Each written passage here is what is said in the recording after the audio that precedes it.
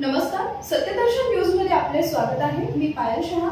एक नजर टाकूया आजच्या ठळक घडामोडीवर। राज्यातील पत्रकार मुख्यमंत्र्यांना लाडके नाहीत काय?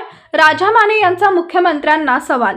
राज्यातील सर्व समाज घटकांच्या विकासासाठी अनेक महत्त्वाकांक्षी निर्णय घेत असतानाच रिक्षा चालक व टॅक्सी चालकापासून लेक लाडकी बहीण पर्यंतचे ऐतिहासिक धोरण स्वीकारणाऱ्या मुख्यमंत्री एकनाथ शिंदे व त्यांच्या सरकारला राज्यातील पत्रकार लाडके नाहीत काय, असा सवाल आता संपादक, माध्यम तज्ञ व राजकीय विश्लेषक तसेच डिजिटल मीडिया संपादक पत्रकार संघटना महाराष्ट्राचे संस्थापक अध्यक्ष राजा माने यांनी केलाय।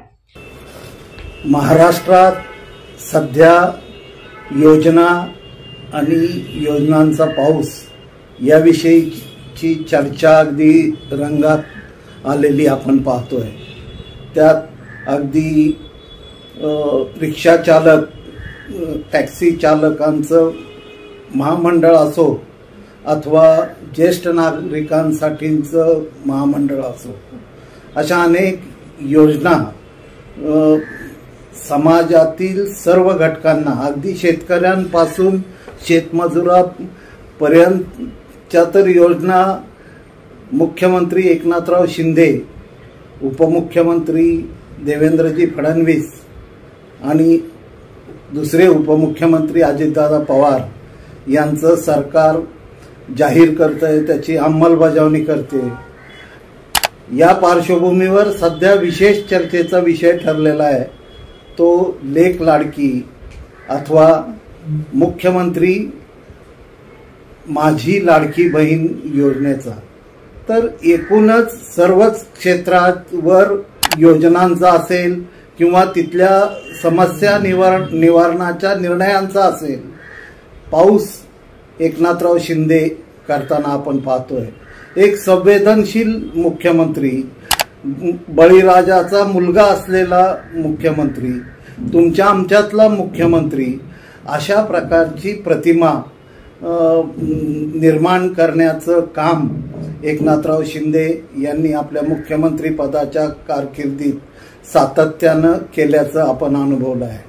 या पार्श्वभूमीवर संवेदनशील मुख्यमंत्री पत्रकारांच्या बाबतीत असंवेदनशील का आहेत? त्यांच्या संवेदनशीलतेला कुठं बाधा पत्रकारांच्या बाबतीत आली आणि पत्रकार हे मुख्यमंत्र्यांचे लाडके नाहीत का? अशा प्रकारची भावना महाराष्ट्राच्या पत्रकारिता क्षेत्रात उमटल्याचं आपण पाहतोय। त्याला कारण असं आहे की एकीकडं सर्व समाज घटकांना न्याय देत असताना मुख्यमंत्री अगदी महत्त्वाकांक्षी निर्णय घेत आहेत आणि तसं असताना पत्रकारांच्या प्रश्नांकडे मात्र कुणीही पाहायला तयार नाही। साधं उदाहरण सांगावंसं वाटतं की आपल्या राज्यातल्या ज्येष्ठ पत्रकारांसाठी जी शंकरराव चव्हाण पत्रकार कल्याण निधी समिती आहे, त्या समितीच्या माध्यमातून ज्याला पेन्शन म्हटलं जातं असं सन्मान मानधन दरमहा 11,000 रुपये दिलं जातं। तर ते 20,000 करण्यासंदर्भातली मागणी राज्यातल्या पत्रकारांनी, आमच्या संघटनेने लावून धरलेली होती। विधिमंडळात त्या संदर्भातली घोषणाही मंत्र्यांनी केली, परंतु त्याची अंमलबजावणी मात्र झालेली नाही।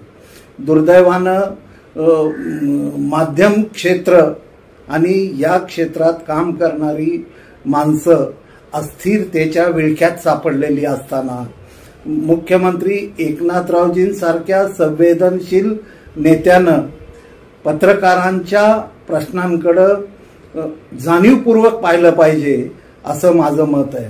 आज आपल्या राज्यात डिजिटल मीडिया, राज्यात काय जागतिक पातळीवर आपण पाहिलं तर डिजिटल माध्यम हे पत्रकारितेतील मुख्य प्रवाह बनू पाहत आहेत, जवळजवळ बनलेलीच आहेत।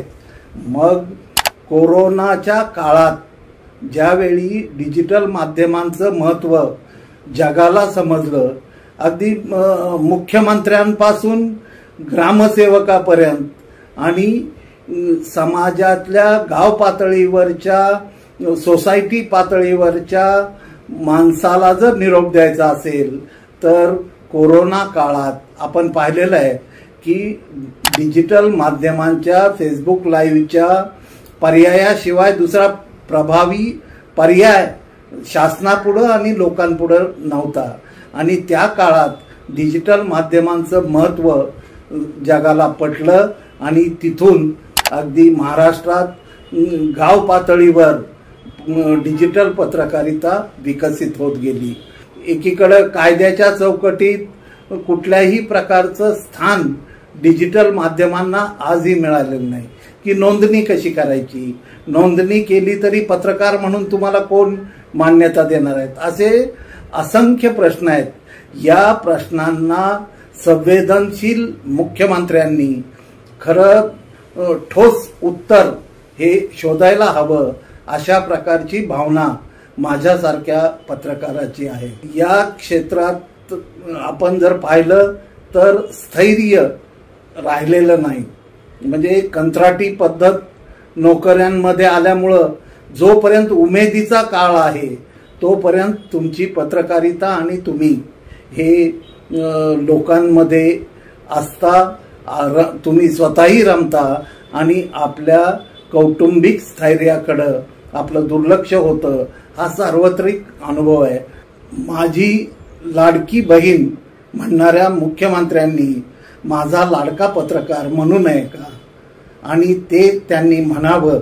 म्हणूनच त्यांना आवाहन करण्यासाठी की देशात राजस्थान सरकारनं गतवर्षी जून महिन्यात एक GR पारित केला आणि तिथलं डिजिटल मीडिया धोरण निश्चित केलं. त्या राज्यातल्या डिजिटल पत्रकारांना आर्थिकदृष्ट्या कशा पद्धतीनं स्थैर्य देता येईल यासाठी वेगवेगळ्या कॅटेगरीज करून त्यांनी गाव पातळीवरच्या पत्रकाराला न्याय देण्याचं धोरण कृतीत आणलं. आत्ता परवाच 28 जूनला उत्तर प्रदेशचे मुख्यमंत्री योगी आदित्यनाथ यांनीही आपल्या राज्याचं डिजिटल मीडिया धोरण हे जाहीर केलं, अंमलात आणलं. माजी मुख्यमंत्री एकनाथरावजी शिंदे, उपमुख्यमंत्री देवेंद्रजी फडणवीस, दुसरे उपमुख्यमंत्री अजितदादा पवार